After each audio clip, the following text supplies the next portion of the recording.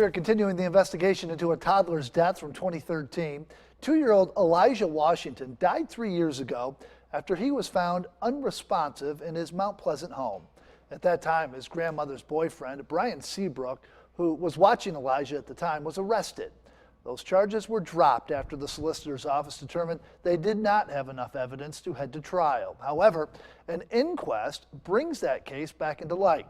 News 2's Mason McLeod was in that courtroom all day and has the details.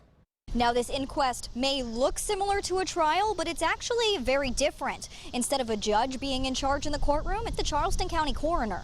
The coroner interviews witnesses, and so does the jury. And there is no cross-examination or defense attorneys involved. That's what led Brian Seabrook's attorney, Mark Pepper, to call the inquest, quote, a circus. There's no rule of law.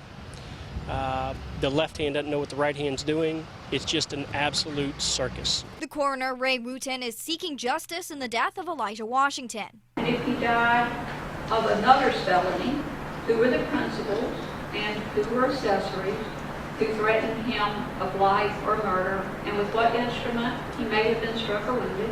Pepper accuses Wooten of asking pointed and leading questions, targeting Seabrook, which is why he advised Seabrook to avoid questions on the stand.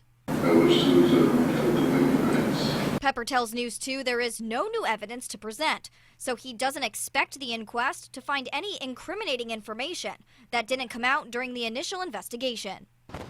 2 individuals with Scarlett's office who are much more competent to prosecute a crime, who happen to be lawyers, which helps, determined that there was no grounds to move forward with any type of charge. According to a statement from the solicitor's office, one reason why the charges were dropped was there were multiple people alone with Elijah over the course of the day leading up to his death. And while it was clear he suffered abuse, they could not pinpoint who or what caused the injury, sending him to the hospital.